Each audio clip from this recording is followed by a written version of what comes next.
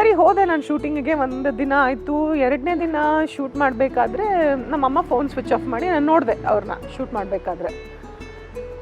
ಆಮೇಲೆ ನೋಡಿದ್ರೆ ಪೊಲೀಸ್ ಸ್ಟೇಷನಿಂದ ತುಂಬ ಕಾಲ್ಸ್ ಬಂದಿದೆ ನಮಗೆ, ಯಾಕಂದರೆ ನಮ್ಮ ಫೋನ್ ರೀಚಬಲ್ ಇರಲಿಲ್ಲ. ಆಮೇಲೆ ನಮ್ಮಮ್ಮ ಅಳಕ್ಕೆ ಸ್ಟಾರ್ಟ್ ಮಾಡಿದ್ರು. ನನ್ನ ಹತ್ರ ಅವಾಗ ಆಲ್ಟೋ ಕಾರ್ ಇತ್ತು, ಒಂದು ಡ್ರೈವರ್ ಇದ್ದರು. ನಾವು ಹೋದ್ವಿ. ಹೀ ಜಸ್ಟ್ ಆಸ್ಮಿ, ನೀತು ದುಡ್ಡು ಬೇಕಾ ಇಲ್ಲ ದುಡ್ಡು ಅರೇಂಜ್ ಆಗಿದೆಯಾ ಅಂತ. ಲಕ್ಕಿಲಿ ನನ್ನ ಹತ್ರ ಅವಾಗ ದುಡ್ಡಿತ್ತು.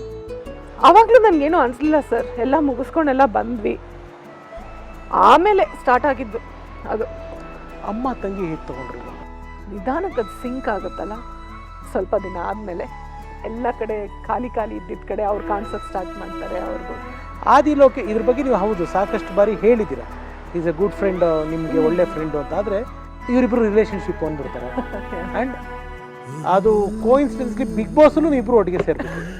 ಅದು ಆ ಒಂದು ಇಮ್ಯಾಜಿನೇಷನ್ ಇನ್ನೂ ಸ್ಟ್ರಾಂಗ್ ಫೌಂಡೇಶನ್ ಆಗುತ್ತೆ.